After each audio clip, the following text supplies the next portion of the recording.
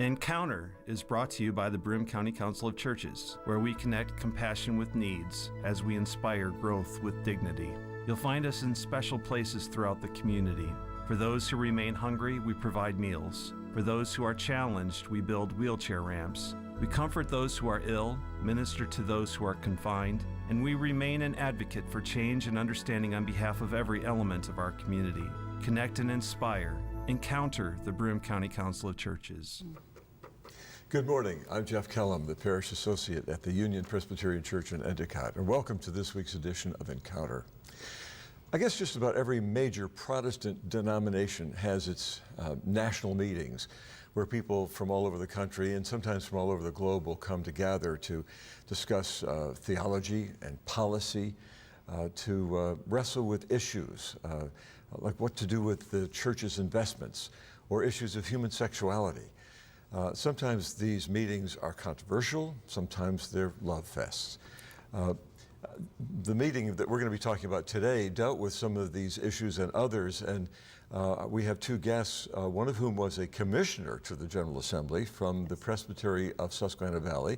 That would be the Reverend Pat Raube, who's the pastor of the Union Presbyterian Church in Endicott, a church with which I'm pretty well acquainted. Yes. And then Becky Kindig is the associate pastor at the United Presbyterian Church, the other UPC, and that one is downtown Binghamton on Shenango Street. Correct. So, Pat, you were a commissioner, and Becky, you are the stated clerk of the local presbytery. Of the co-stated clerk. There's two of us. Okay. So, and that's Susquehanna Valley Presbytery, which covers how many churches? 47. Okay. Let's see, the stated clerk would know that. Just Stated like clerk that. knows. Yeah, good. And the General Assembly dealt with some issues that other denominations and other people of faith are also wrestling with on many different levels, but these national meetings bring together folks from, as I said, all over the country. The Presbyterians have a kind of different flavor because the commissioners, the ones who actually vote, are equally balanced, right, between clergy and lay people. That's right. So I was the minister commissioner for our presbytery, but we also had a ruling elder commissioner, Joanne Gray from Owego. And however large your presbytery is depends on how many commissioners you have, but they're always balanced between what we could call teaching elders or ministers and ruling elders, so that there are equal voices and equal votes. Yes. And then our particular presbytery then has one layperson and one clergy person who go. That's right. But there are other people there as well. There are people who are on staff of the General Assembly, which is the national office. There are people who are advocating for issues, for and against, I guess, issues. That is correct. And there's a great deal of preparation that goes on. This is a meeting that happens every 2 years rather than every year as it used to. Episcopalians, I think, meet every 3 years, the triennial convention, I think it's called. And you're the stated clerk, so you went down to advocate for a couple of issues. Is that right? Or for an overture? So yeah, I was there for two issues. Stated clerks go to kind of soak up all of the things that are getting ruled upon so that we can bring it back. Right. And then, communicate all the new things to the presbytery and to our churches. But my other role there was an overture advocate. We had an overture that went all the way up to General Assembly because we had a church that needed to change a boundary. And so one of our churches was requesting to go to the presbytery below us in Lackawanna. And so because it was both a presbytery boundary and the next group up synod boundary, it had to go to the next higher one, which was General Assembly. So I was there to advocate, to say, yes, we are fully in support of having this border change. Yeah. So that was my role. And the other stated clerk was there as another overture advocate for the divestment from fossil fuels. Divestment from fossil fuels. Yes. Now, that would be our I understand that people walked.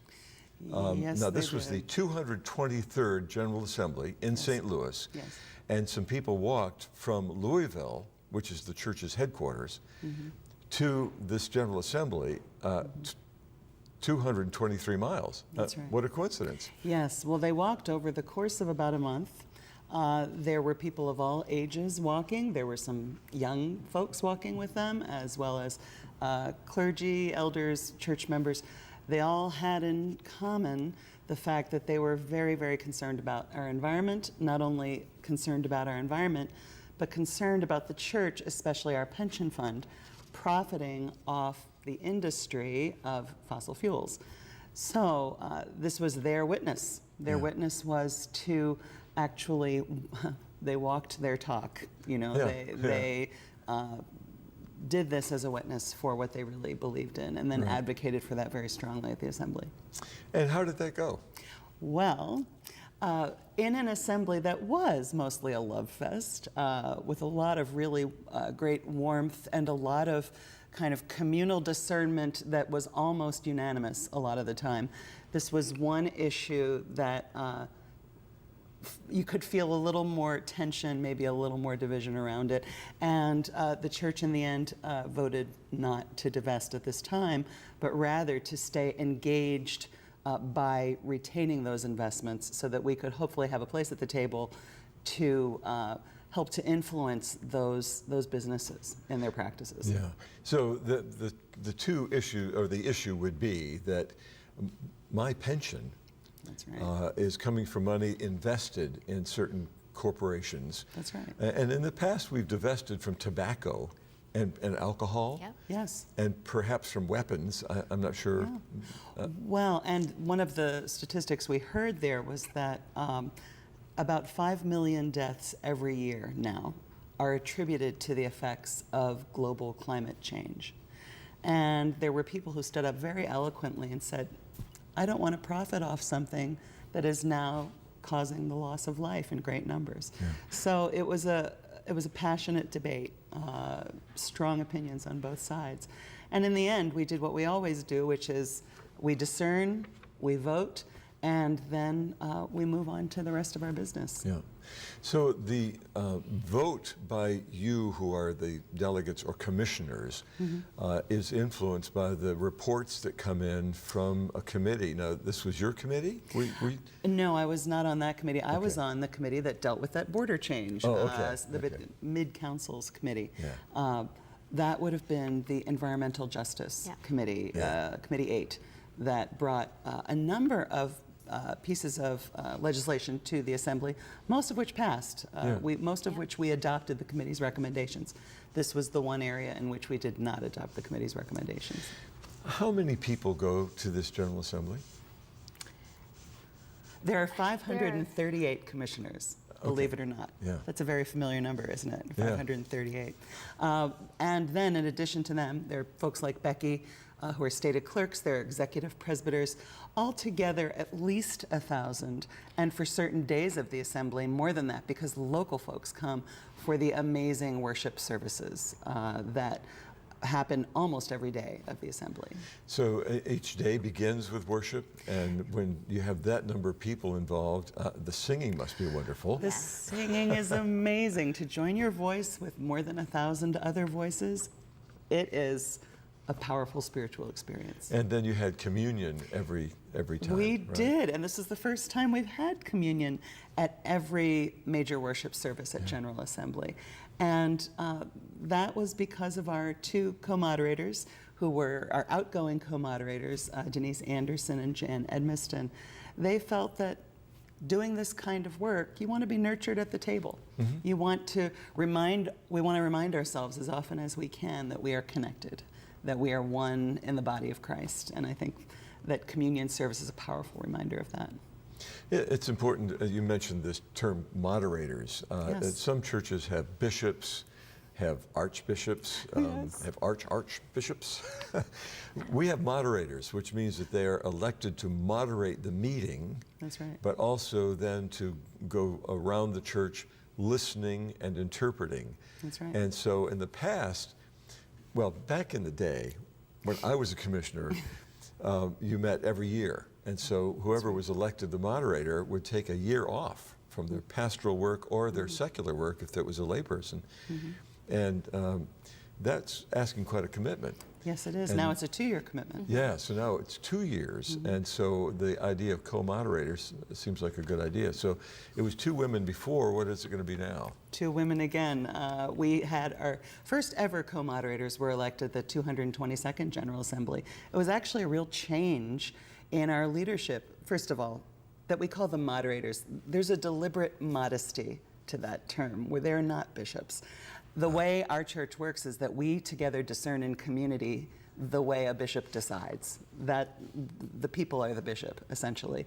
But our 2 outgoing co-moderators were women, and our incoming co-moderators, Vilmarie Cintron Olivieri from Puerto Rico and Presbytery of Tropical Florida, I think so. believe, and Cindy Coleman, who's an executive presbyter from Boston and northern New England. Is that correct? I think so. So once again, we have 2 dynamic women co-moderators and our first ever moderator from Puerto Rico, which this year felt Seems very really appropriate. significant. Yes. Given what the people of Puerto Rico have been through this year. One of the things that I noticed is this. I'm going to ask Becky Kindig about kingdom. Yes. Renewing the vision was the theme of the General Assembly. Kingdom building in the 21st century. Kingdom is not a typo. Tell me about the rationale for that term. So there's a lot of people that are a little less comfortable with kingdom language and having that kind of empire kind of feeling to what religion is.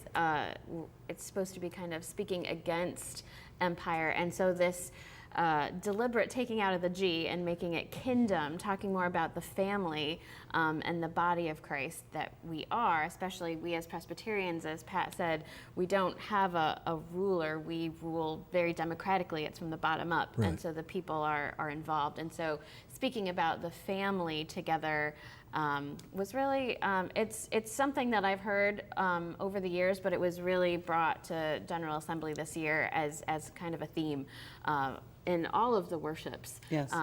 Talking about, love and family and, working together and trying to build everyone up instead of making others.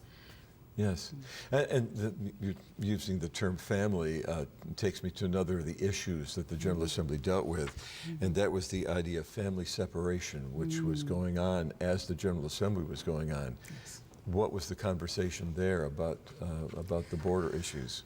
Well, there was a very strong consensus that the gospel has something to say to many of the issues of the day.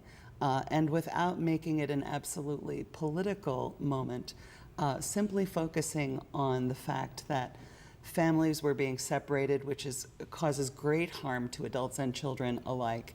The Assembly received, so you can get an overture from presbyteries at the Assembly, but the commissioners have the ability at the Assembly to write a recommendation, which is called a commissioner's, I don't remember. well, we forget the term. Resolution. Thank you. Resolution. You're Thank welcome. you. Let's call it Commissioner's resolution. resolution. Yeah. So several commissioners got together, wrote a resolution, and asked the Assembly to vote to affirm our position on family separation, which is that we're strongly against it. We believe it is harmful. And so we did speak out on that. Yeah. And that's an interesting thing, too, that some of these overtures that come before the General Assembly, not only in the Presbyterian Church, but in the other denominations as well, they are grassroots. They come from the local church or the local jurisdictional or regional body and come to be voted on by the national body. Yep. But then there are things that happen outside the machinery of this well-oiled thing. And so on the floor of the General Assembly, somebody can say, we need to deal with this immediately. Yes. So this is one of those issues that was taking place that Yes. was not seen ahead of time and worked through. That's right. It couldn't be an overture from a presbytery because it was so new. Yeah. It had just happened. Yeah. And the overtures have to be into the Assembly something like 120 days Yeah. before we meet. So it couldn't possibly have happened. So it had to come from the floor, from commissioners who, all you need is one person who has a passion about something, and that has a chance of being heard. Yeah, yeah. The Me Too movement is another one of those issues that is fairly new, at least in the national consciousness, and I saw that that was dealt with as well in some way. Yes. Do you want to talk about that? I wasn't available for that one. That one was So after I left. Yes, there was a resolution that the church needs to own its complicity in. Many of us have heard stories in all different denominations of damage that has been done to people by clergy through abuse of power in particular. And a resolution, an overture came to us to own the church's complicity in that and to strive